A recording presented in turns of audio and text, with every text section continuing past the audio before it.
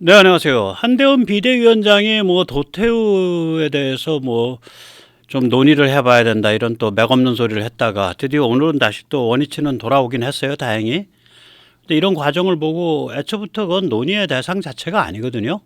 왜냐, 뭐 도태우 변호사가 뭐 저기 뭐야, 뭐 반인륜적인 얘기, 극악무도한 얘기를 한 것도 아니고 여러 가지 합리적인 의혹이 있다. 그리고 옛날에는 다 북한 개입이라고들 말이 돌았었다. 그 정도 얘기거든요. 그걸 가지고 당의 경선에서 된 후보를 다시 검토한다? 그 발상 자체가 좀 무스스해서 제가 오늘 우리 한동훈 비대위원장한테 좀 특별히 인터넷 강의를 좀 내리도록 하겠습니다. 일단 첫째는 5.18에는 밝혀지지 않은 의혹들이 좀 있습니다. 전 한 5가지 꼽는데요. 두 번째는 뭐냐면 순전히 정치공학적으로 도태우 같은 사람 잘라내면 저도 열받아서 가서 선거운동하러 가거든요. 그럼 전국에서 한 2, 3천 명 모여서 선거운동하면 무소속으로 당선돼요. 이건 뭐 본인을 잘라낸 거기 때문에 그럼 한동훈이라는 인물은 얼마나 정치적 타격을 받으며 윤 대통령도 타격받죠. 국힘도 타격받고. 그다음에 세 번째는 어떤 한 개인의 그 의심과 의혹을 가질 수 있는, 그러니까 질문을 던질 수 있는 권리를 공당이 막겠다라는 거거든. 공산당 검열관과 똑같은 거지. 이 세 가지를 제가 오늘 한 위원장께 좀 가짜지만 제가 가짜탄 소리예요. 강의하게 인터넷 강의를 좀 내리도록 할 테니까 한 위원장 잘 들으세요. 수업 열심히 받으십시오. 우선 첫째, 예비군 무기고 털기가 이게 너무 일사불란했어요. 아마 한 위원장은 너무 그때 어려서 이걸 잘 기억을 못할 거고, 뭐 거의 응애응애 할 때니까 저는 그때 이제 대학 4학년 때던 해죠. 일단 우리가 잘 이해가 안 가는 거, 지금 사람들이 잘 상상이 안 가는 게 뭐냐면 광주 바깥의 대부분의 도로가 비포장입니다. 그때. 참고로 저는 서울서 나서 서울서 자랐지만 연고가 광주여서 마침 신검 받으려고 5월 16일 날 광주 가 있다가 한 3일 숨어 있다가 겁이 나가지고, 저는 광주 학연이나 이런 사람이 없어요. 겁이 나서 순천으로 도망갔었어요, 저는. 그래서 그 일대의 지리를 좀 압니다. 일단 거의 대부분이 비포장이에요. 비포장 도로는 시간당 20km 정도밖에 못 갑니다. 그런데 이제 각 군의 면에 있는 무기고를 털었단 말이에요. 이동 시간이 많이 걸리죠. 그 다음에 그땐 GPS가 없어요. 그러니까 지도 가지고 이렇게 표시해야 돼. 지점을 특정하기가 어려워요. 특히 예비군 무기고가 숨겨져 있단 말이에요. 민가의 이런 한 부분처럼 위장돼 있다고. 세 번째로 예비군 무기고가 잘 안 찾아져. 그럼 전화를 해야 될 거 아니야. 어디 있단 말이에요. 휴대폰도 없어요. 그러니까 한마디로 일사불란한 그런 통일된 그런 행위 혹은 작전을 하기가 굉장히 까다로운 조건이에요. 조건 자체가. 근데 굉장히 그게 치밀하게 일사불란하게 됐다고. 그래서 이건 대중의 자연 발생적인 행위는 아니다. 이 정도 되면 이게 치밀하고 일사불란한 어떤 준비나 지휘가 있었을 것이다. 그럴 가능성이 높다. 그런데 이 점에 대해서는 아무 이 가설을 조사용 관계 없어. 그 많은 돈을 써서 그 많은 광주를 기리는데. 그래서 제가 이거는 좀 기본적으로 의혹으로 남겨두는 것 같다. 뭐 이렇게 생각을 하고 있는 거예요. 네, 첫 번째 의혹이 이제 예비군 무기고에 관한 의혹이죠. 그런데 이거랑 관계돼서 반발을 좀 말씀드리겠습니다. 이 광주 직후에 이제 미국으로 밀항을 했어요. 그래가지고 미국에서 이제 유학생 상대 강의를 다니다 YS 때도 이 양반이 못 들어왔을 거야. 제가 기억하기로는 DJ 때 들어오셨거든. 그래가지고 이제 지병으로 사망을 하신 A씨라는 인물이 있습니다. 뭐 제가 다 존칭 불쳐서 말씀드릴게요. 네, 왜 그런지는 짐작하십시오. 그래서 소문에는 A씨가 예비군 무기 탈취 그 과정을 안다. 그 사람이라면 알 거다. 이런 소문이 돌았어요. 이 A씨는 미국으로 밀항해서 유학생 상대 강연 활동을 했습니다. 저는 그 양반을 직접 만나거나 강연을 들은 적이 없어서 직접적 증언은 아닙니다. 그런데 제가 1984년에 예일대학을 무려 다녔습니다. 다니다가 중간에 때려치고 와서 지하운동했어요. 예일대학에 있었을 때 같이 유학했던 한국인 B씨가 있어요. 저랑 이제 77학번 같은데 현재 모 대학교 교수죠. 좀 빼딱합니다 많이. 그 B 씨가 저한테 그 A가 와서 말이야 김정일 장군님 강의한대 같이 들으러 갈래? 그래서 야 왜 김정일 장군님이냐 그랬더니 그쪽 동네에서는 다 장군이라 부르던데. 그저 안 갔어요. 당연히 안 가죠. 그거 뭐 하러 가냐. 그러니까 제가 A 씨가 직접 김정일 장군을 강의하는 건 못 들었는데 A 씨가 김정일 장군을 강의하니까 그 강의 자리에 같이 가자라고 저의 예일대 다닐 때 한국인 그 친구가 저한테 얘기를 했어요. 뭐 미로 짐작하십시오. 이게 B라는 그 지금 교수가 노가리를 푸는 건지 A 씨가 정말 그런 행적을 했는 건지 아니면 백모가 노가리를 푸는 건지. 네. 저는 이런 경험이 있기 때문에 유승민 씨 같이 80년대 초에 이게 84년 경험이거든요. 80년대 초중반에 80년대 중반 초중반 무렵에 미국에서 유학했던 사람들에 대해서 제가 조심합니다. 그러니까 저 유학생에서 좀 잘못 좀 역했던 거 아니야? 뭐 이런 그 쓸데없는 의심까지 하고 삽니다. 불쌍하게. 두 번째 의혹을 말씀드리겠습니다. 이게 이제 광주가 쭉 진행을 하다가 그 광주 지도층 인사들 홍남순 변호사나 조비오 신부 이런 분들이 이제 그 무기 반납하고 수습하자 그렇게 해서 이제 그쪽으로 분위기가 갔어요. 근데 21일인가 22일 날 이 사진에서 보는 이런 금남로에 그 대규모 집회가 열리죠. 그래서 이제 그 대중 집회에 아주머니들이 올라와요. 그래가지고 막 울부짖으면서 연설을 합니다. 그런데 그 연설이 너무 애절해서 그걸 듣고 대중이 전부 도청사수 이렇게 180도 방향이 확 돌아요. 연설 내용은 우리 임신한 며느리가 총을 맞고 숨졌고 우리 딸이 뭐 길거리에 나갔다가 머리에 총을 맞고 숨졌고 이런 내용인데 나중에 그거랑 매치되는 아마 그 사망자가 별로 없을 거예요. 그 다음에 또 그렇게 영웅적인 뜨거운 연설을 했으면 광주운동 그 역사 정리해서 금남로 집회에서 이런 연설을 하신 당시 몇 세 어느 분 이렇게 적시가 돼야 될 텐데 그 적시가 안 된 걸로 알아요. 소문에는 호남의 그 모 대학 연극반 졸업생들이 그 역할을 했다라는 소문이 도는데 저는 이거를 광주 사람한테 들은 소문이에요. 광주 운동권한테 90년대 한 초중반에 제가 직접 확인한 건 아니니까 모르겠습니다.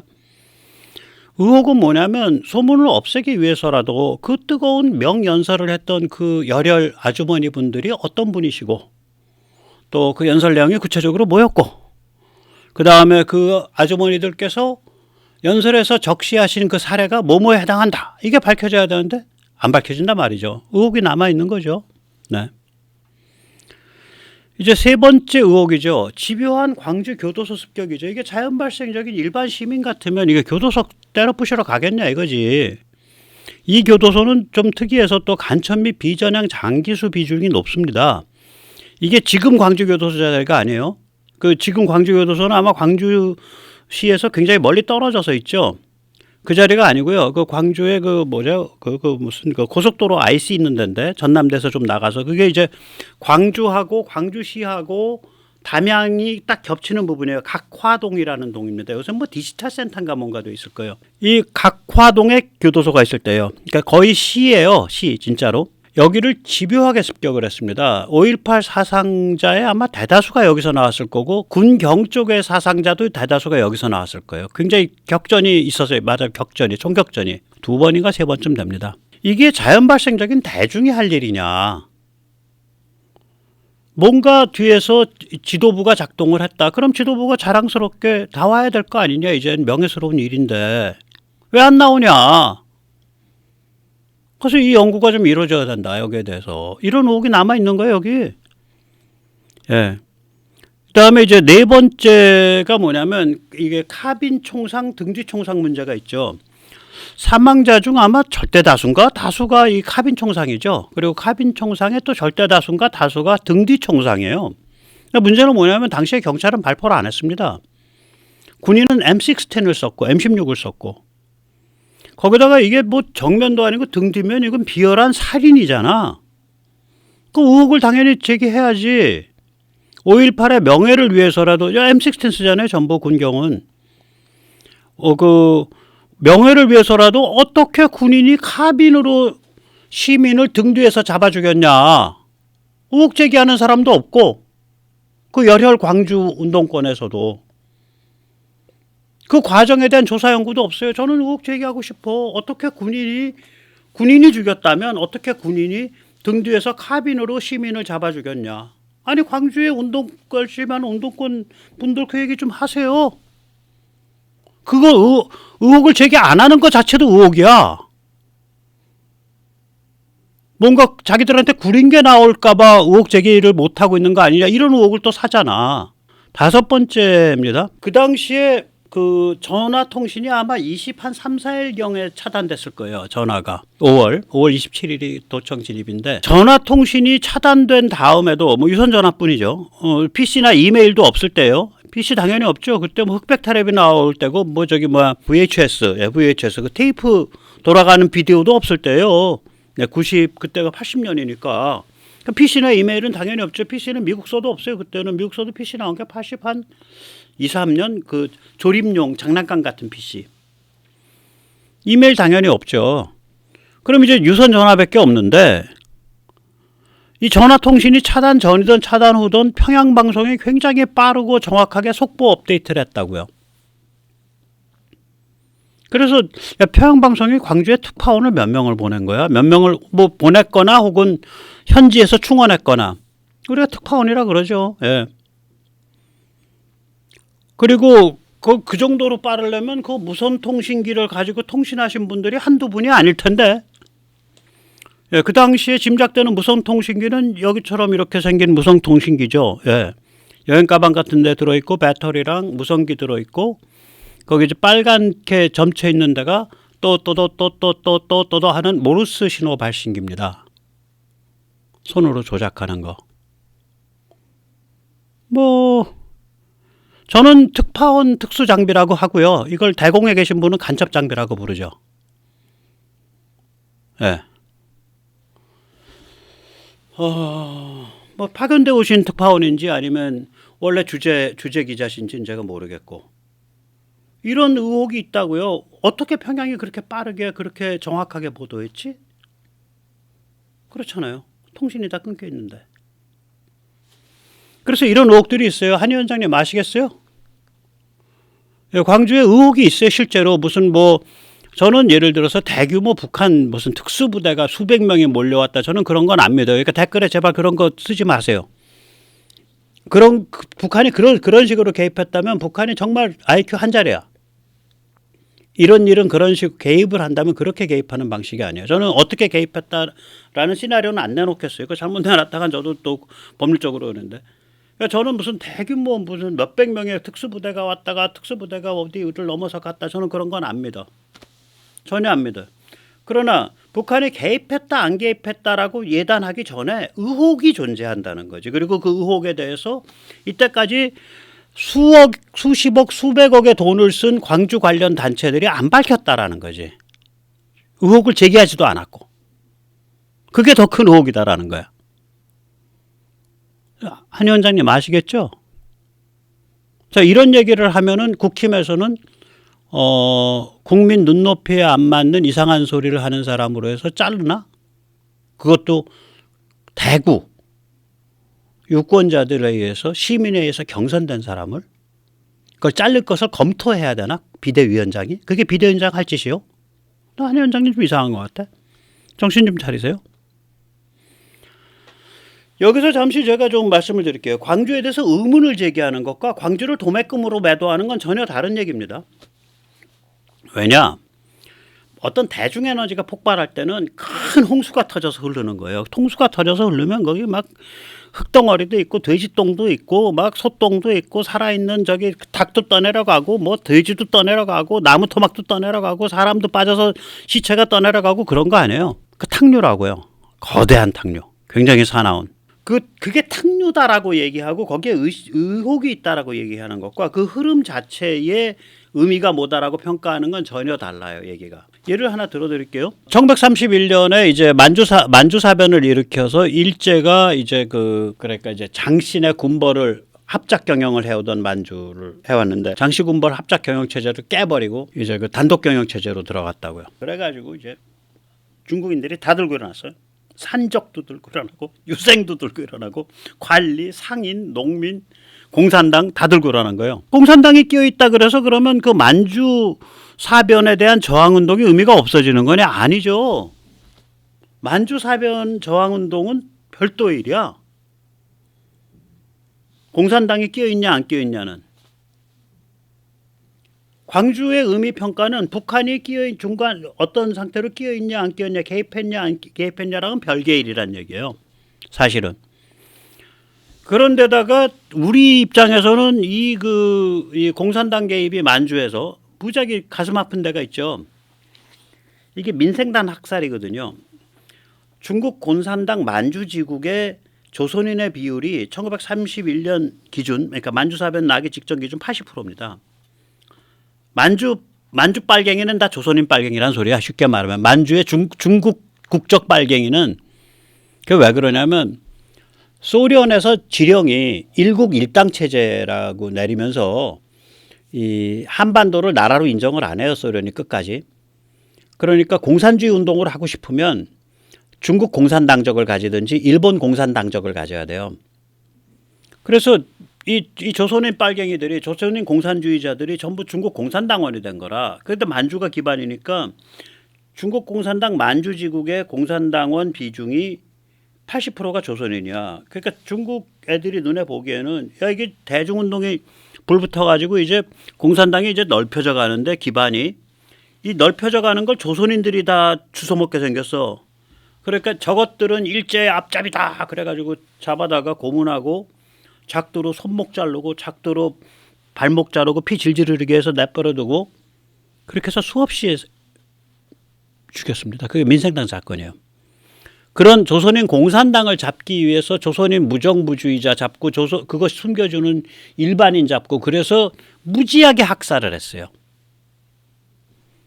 그게 민생단 학살 사건입니다. 자, 그런 일이 있었다고 하더라도 우리 한국이라고 관점에서는 정말 가슴 아픈 일인데 만주사변에 대한 만주사변의 이를 계기로 한 일제에 대한 저항운동이 그럼 가치가 완전히 없어지는 거냐? 그래도 남는 거예요. 그 의미는. 일이라는 게 그래. 또 하나 사례를 들어드릴게요. 저는 사실 4.19의 김주열 열사의 그 사진을 보면 죄송합니다. 저 끔찍한 거 좀 흉내 좀 낼게요. 최루탄이 눈에 이렇게 정면으로 박혀 있어요. 눈에. 저는 이게 생물학적으로 불가능하다고 봐요. 물리학적으로. 왜냐? 안구라는 거는 수분이 90% 이상이 되는 물체고 수분은 압력을 가해도 부피가 안 줄습니다. 최루탄이 눈에 이렇게 똑바로 박히려면 유일한 방법은 뒤통수가 터져 나가야 돼요. 근데 김주열 열사 뒤통수 안 터져 나갔다고. 의혹이죠. 오해를 하면 누군가 김주열 열사를 죽이고 누나를 파낸 다음에 망치로 최루탄을 두드려 박았다. 이렇게까지 의혹할 수 있는 거예요. 자, 그래서 그런 의심을 가진다고 하더라도 4.19에 대한 평가와 관계가 있겠냐? 저는 별로 관계 없다고 봐요. 왜 그러냐면 어떤 리더십이 그러니까 이게 리더십이 그런 거거든요. 우남 이승만이 1875년생이라고요. 그 양반이 데리고 쓴 사람들이 어린 사람도 1910년대생들이에요. 어린 사람도. 그런데 1910년대생을 정점으로 삼은 젊은 청년 장교들이 미국에서 미국물 먹고 온 사람들이 우남이 보내줘서 7,000명이나 있어. 전쟁에서 목숨 걸은 사람들이. 엘리트들이. 이게 뒤집어질 수밖에 없는 거야. 그런 사회 저변의 분위기가. 저는 우남을 뭐 엄청 존경하지만 인간은 다 늙고 다 늙어 죽는 거 아니에요. 죽는 존재잖아요. 그런 게 있다고요. 그러니까 한번 이게 리더십이 붕 뜬다고. 우남 이후로. 우남이 대한민국을 1900 한 89년 만민 공동회부터 이끌었으니까 그분이 대한민국을 61년을 이끈 사람이에요. 60년, 61년을. 그러니까 끝판에 가서 이게 이제 작동을 잘 못하는 거지. 네. 사례 세 번째죠. 김경루 씨 잘 듣게요, 당신. 당신 그 무식한 소리 했더만. 당신은 무슨 사냥이 취미야?